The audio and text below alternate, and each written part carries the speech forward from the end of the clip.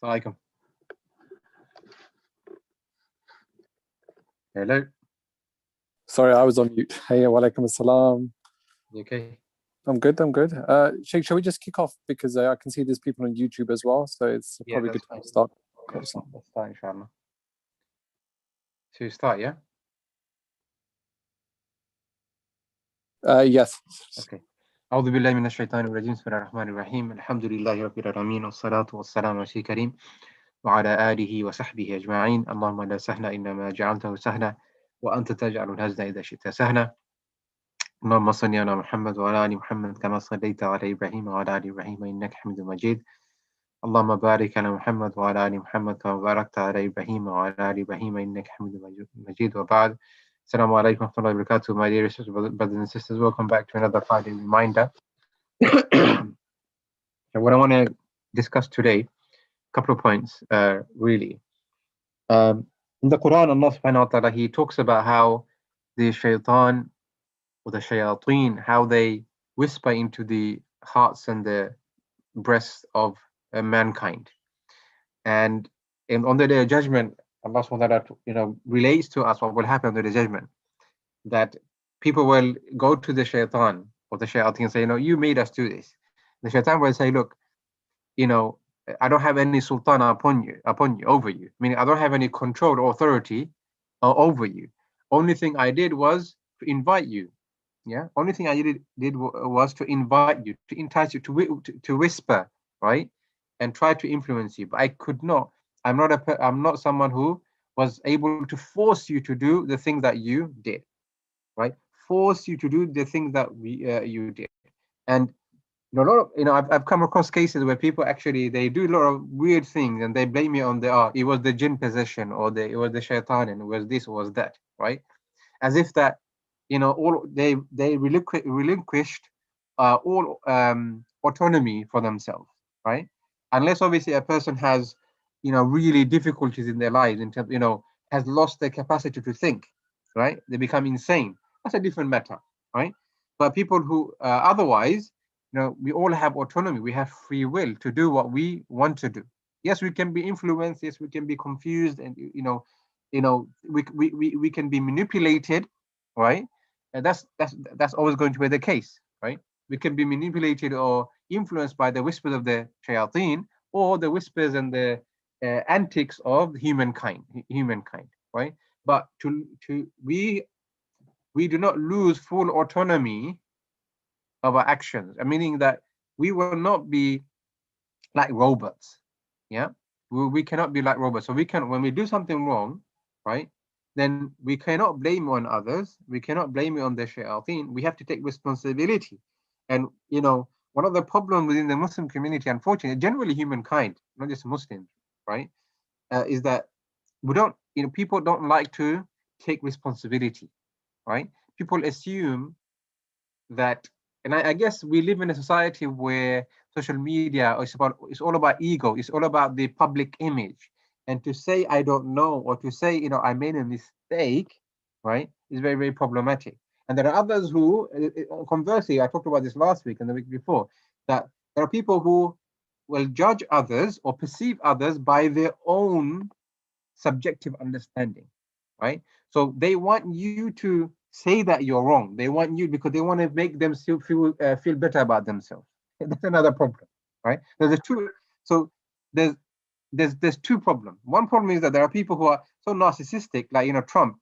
They don't want to admit that they could be wrong, and they will make up things, right? They will make up things, and even though that they're lying, even though that they will twist things and manipulate you and manipulate facts, right? There's there's been a number of interviews that Trump has done, right? In 1 minute he's saying one thing, and when the journalist asks a question, and after a while he completely changes, right? It's like night and day. And then they say, well, you said a minute ago you said this, and now you're saying this. Like, which is it?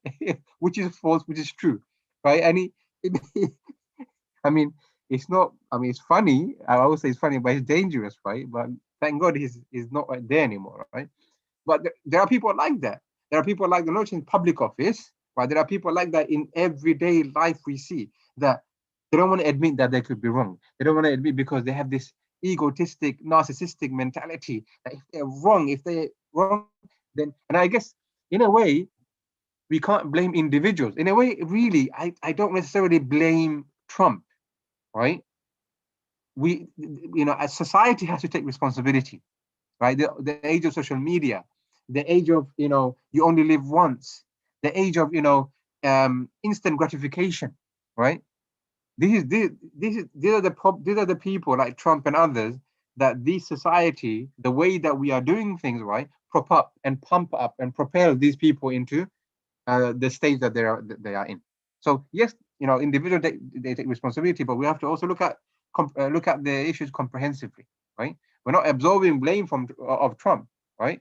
But we have to look at what creates, because our perception of reality, right, can be subjective sometimes, and we create our own perception, we create our own narrative, we create our own stories.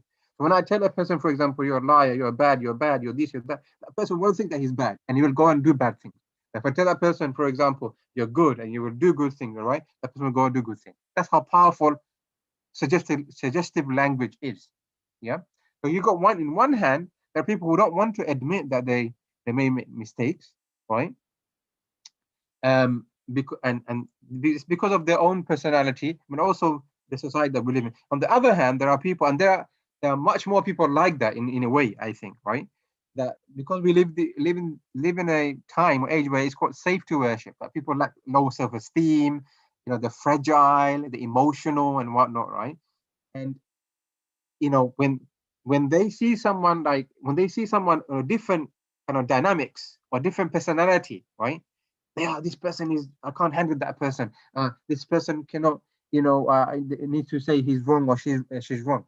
They want to view things or view other people, their actions through their own lens, which is problematic in my opinion, which can be very, very problematic, right? So there's two extremes. One hand, the Trump type, and the other hand is the complete opposite of Trump. And we have in the society we have both of these opposites.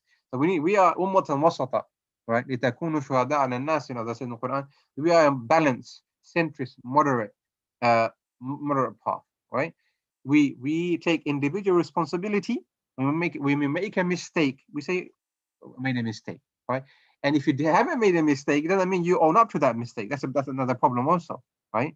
And people misunderstand that hadith, in my opinion. As far as I understand, like a person, two people who are arguing, and if one person leaves, argumentation, then that person will be guaranteed paradise. Now, yes, argumentation for the sake of it, that's a problem, right? Argumentation for the sake of it is a problem. But if you are arguing your point, and you basically, in a sense, acknowledge something, acknowledge something that you didn't do, places yourself in the wrong kind of perception with people. You basically take blame for something you didn't do. That's problematic. That's not what Islam. That's not what the Prophet ﷺ wants us to do, right?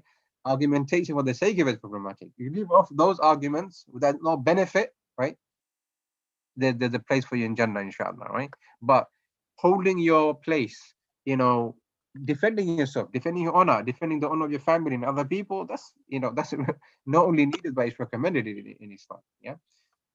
So admitting that you may, a person who is not able to admit that they have the potential to make mistakes, that person will not succeed in life. Well, will not develop in life, whether it be personal life or career, work, dawah, or whatnot. Because by making mistakes, we are able to learn from our mistakes and not repeat those mistakes again. If a person thinks that he or she is mistaken less or does not make mistakes, right? Does not err, then that's a problem, right? That person, I feel sorry for that person. But while there are other people who are, as I said, on the other end, right? No one can do any wrong. It's all about perspective now. Now it's all about what I feel, what you feel. Singing Kumbaya, my lord, and hippie thought. Yeah, there's another extreme, right? It's like, everything is subjective now. Everything, there's no right or wrong now.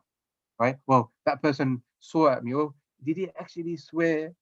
Or maybe you misunderstood, Well, if you do like, you know, uh, approach things like this, then no one can do any wrong. Yeah. So there's the other extreme. The other extreme, another angle is that people are, as I said, I've been saying, mostly unfortunately, using the terminology we have in the Sunnah, certain terminologies for life, for how we approach things.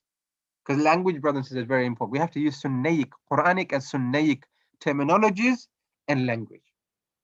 Muslims are using terminologies that sometimes on the surface level is not problematic, but if you really do look into it, it's very problematic. Yeah.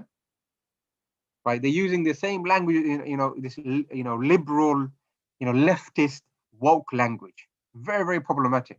Right. Very, very problematic. I can't go into it, but it can be very, very, when a lot of activists, they using the language and the things that they're doing, right, is very, very problematic also. So we have our own tradition.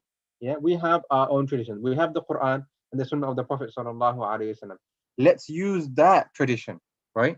Rather than, looking at other people's, right, which can be problematic, right? Language and terms of reference. We have our own terms of reference. We have the Quran, right? We have the Sunnah of the Prophet sallallahu alaihi wasallam. Yes, it doesn't mean we do not take from the culture that we live in. Yes, we do, because as long as it doesn't go against Islamic principles, we can.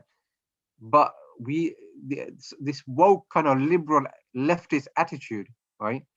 It's very problematic. There's a, subhanAllah, there was a comedy sketch. I think I mentioned this before, but done by BBC, and watched it the other day. A policeman, as an actor, obviously, right? He's giving a press release, and he probably watched this, and he's saying, I apologize for insulting. I don't know the. So we said, we had a meeting, and the meeting was mental, language mental, yeah. So to be politically correct, it's a funny comedy sketch, right? He said, I apologize to the mental health community for using the word mental. I wholeheartedly apologize for if I have offended them, right? And he said another word offends another group. If he says another word offends another group. Like the point is that we're so like oversensitive, right? Oversensitive that you can't use certain words without a person taking offense. Yes, there are certain offensive words, and there are certain things you can say in a certain context which may be offensive. Yes, definitely, but it's taken to a level where you can't say anything. The freedom of speech is gone, really. Whereas, actually, and this is a agenda actually. While those people who are saying hurtful and hateful things are getting away with it. Look at some politicians, what they're saying. So a lot of politicians, they say it's, extremist words and fascist, they hold fascist beliefs, but they get away with it. Yeah. So in one hand, yes, there's a problem of, being politically correct. On the other hand, there are some people, right, elites and politicians, others, they hold fascist views, and they hold, sexist and racist Islamophobic views, and there's even comments, but they get away with it. And what this does is that when people see that, right, it's unfair, there's no justice, then people become more disenfranchised, right? It becomes more and more problematic. So just to come back to my original point is that, when I seen a lot of people when basically when they can't do something, when they know, right, when they know that they've done something wrong, or they've been incompetent in doing something, right? Rather than acknowledging that, okay, I should have done this and that, what they tend to do, they begin to attack other people, right? As I say, the best form of defense is attack, right? They blame other people for their own incompetence. They blame other people because of their own low self-esteem. They blame other people because of their own misunderstanding, right? They're in this bubble, and they expect you to be operating within their own bubble. In the counseling room, in other rooms, yes, I'm happy to do that. But in the real world, there are different dynamics, right? If you cannot handle it, well, you shouldn't blame other people, right? If you're not able to understand, if you're not able to operate, yeah, it doesn't mean we become obnoxious towards each other. We have to use a prophetic, adab and prophetic way of doing things, right? But there are some Muslims who kind of operate now. If the Sahabas were alive, right, they would have called them extremists. A'udhu billah. The way things are going, yeah. So we have to do muhasabah for ourselves, yeah. Do introspection, right? Account ourselves, do muhasabah, right? If I'm not able to do something, am I putting blame on other people, right? Am I saying, what is it? Am I doing certain things that I'm supposed to be doing or I'm not supposed to be doing, right? And from the exam perspective, when I'm not doing those things, right, am I taking responsibility, right? I may fool people. I may, I may be able to manipulate people, but can I manipulate and fool Allah subhanahu wa ta'ala? No, I can't, right? That's why there's no, like, no matter what kind of regulations are there, systems are there, they're important. If the taqwa of Allah is not there, if the fear of the day of judgment is not there, if the fear that if you backbite someone, right, if you betray someone, if you manipulate someone, if you do this, if you do that, if you do that, right, you may be able to get away with it in this dunya, right? You can probably outsmart other people, right? But do you think that you can outsmart God? That God has not written down anything. Kiramun katibin. Ma yalfidhu min qawlin illa ladayhi raqibun atid. Right? There's not a single word an insan, a human being, uttered except a recorder records everything. This is the most powerful computer, powerful recorder you will ever see. Nothing escapes the recorders. Nothing escapes the angels. Everything will be shown to you on the day of judgment. Right? So think before we do something, before we want to hurt someone, before we want to do right, think, right? Is there a reason? Think, will this benefit me? Will God be pleased with me? Yeah. And what will be my standing in front of Allah subhanahu wa ta'ala? And there are people who, unfortunately, they would want to argue with God on the day of judgment, right? They want to argue. Even you see the audacity, you see the insan, how foolish insan can be. On the element, the hadith mentions that there are some people who would want to argue with God. What does Allah say in the Quran? Al-yawma nakhtimu ala afwahihim wa tukallimuna aydihim. Right? That today I will seal their mouths, right? And their hands and their feet will speak, right? The skin will speak. The floor that they tread up will speak, right? Allah will make those organs speak, subhanallah. But this is how human beings are. We don't want to, because we have this pride and ego. We don't want to admit that we can be wrong. We don't want to admit, right? And on the day of judgment, even there are people who want to argue with God. Right? And obviously we know their fate, what their fate will be. So think before we do something, before we want to attack other people, say, is this beneficial for my dunya and akhirah? Is this, will I benefit on the day of judgment, right? If I don't, and if it goes against the Islamic principle, just leave it. It doesn't mean you don't defend yourself. It doesn't mean you defend your honor. No, it means that you have to know when to accept that you are wrong, and know that sometimes it's best to leave it, right? Sometimes best to leave it, right? Yes, the Prophet was not free from all these misconception and perception of him. They thought that he was a magician. They claimed him. They said that he was a soothsayer, that he was this, he was that. And even if the Prophet, right, khairu khalqillah, the best of creation, was not free from other people's attacks and arrows, then who are we? Who are we? So sometimes it's best to ignore. Leave the toxic people, right? Now, if I see anyone online on my Facebook and stuff, and they're chatting, rubbish, in my opinion, why do I want to know what kind of food that you ate in the morning? And what benefit has that got to do with me, right? What would I know about your laundry? There are people like, what would I want to know about that? What would I know about your argument with another person, right? if people come on these WhatsApp groups and Telegram and vent. If you need counseling, I'm here for you. I can counsel. But why would I want to know about your laundry? I blocked them. I was like, I don't have any benefit for you. I'm gonna read that, right? And I'm gonna waste my 1 minute or 2 minutes from it. So let's block them. So there are people, there are people who will bring you benefit, keep close to them, right? There are people who are sincere, authentic, right? There are people who just want to, shout and vent. There's no benefit, right? Leave them be, right? So I'll end it here, inshallah, for today. If you have any questions or comments, we'll take some, inshallah. Okay, Assalamu alaikum. We have a question from Shamina. Shamina, I'm just going to unmute you and then you can ask your question. Okay. Shamina? Was that a question or an accidental hand up?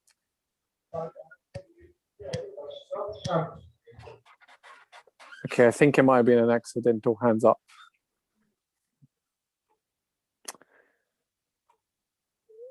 Oh, but we've got a question in the Q&A.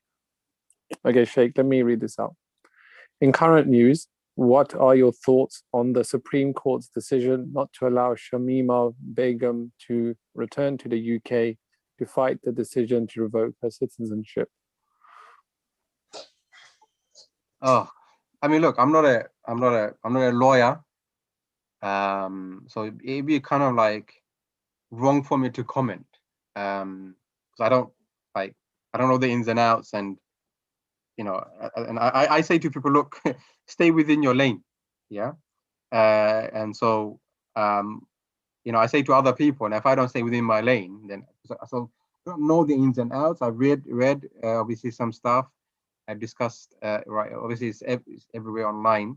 So I don't know the ins and outs and what's the so. However, what I can say is that what I've seen, some people have been saying on Facebook and other, even experts and lawyers and non-Muslims are saying. Someone forwarded a tweet from a non-Muslim person. I don't know if he's a lawyer or not. And said, look, it seems to be agreeable to me, right? He said that, look, obviously what Shamima has done was wrong, right?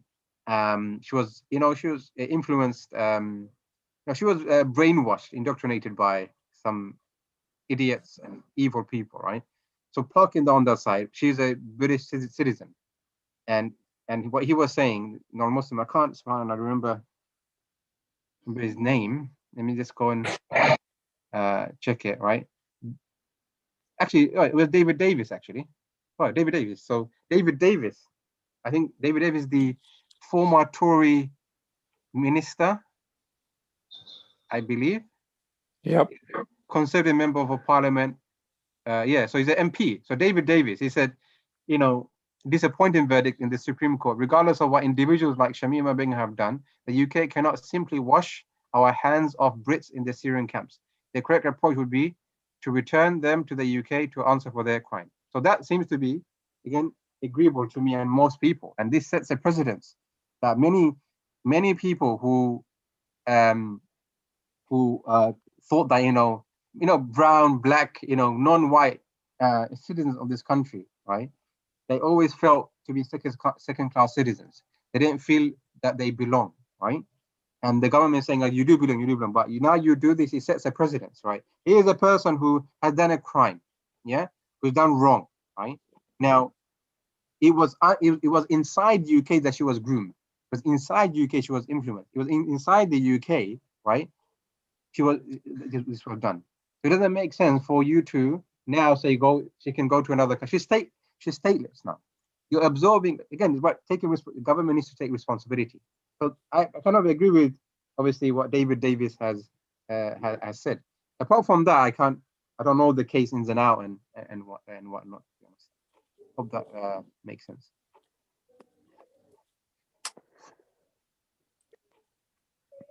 Okay, it doesn't seem like there's any more questions, Sheikh.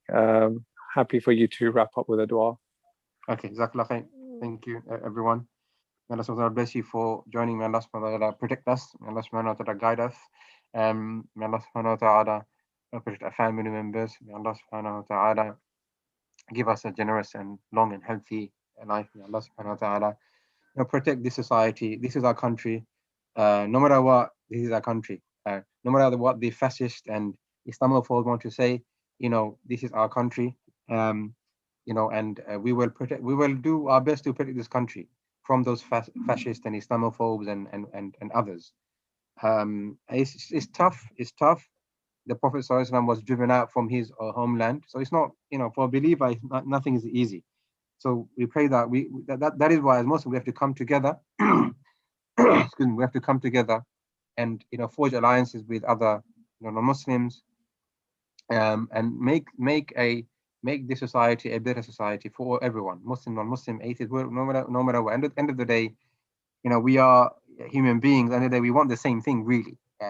What makes a difference are our clothing and our taste buds and some beliefs and whatnot. End of the day, we want to have a good life. We want to have a long life. We want to go on holidays. We want to drive nice cars. We want to live in a nice house. We want to have children.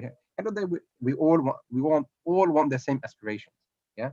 Unfortunately, people, evil people, right, in all society, they use our differences. They amplify our differences. Let's amplify our good things, our commonalities, and may Allah subhanahu wa ta'ala enable us to become beacons of light in this society and beyond. سبحانك ربك رب العزة عما يصفون وسلام على المرسلين والحمد لله رب العالمين وصلى الله على سيدنا محمد وعلى آله وصحبه أجمعين. Until next time, inshallah.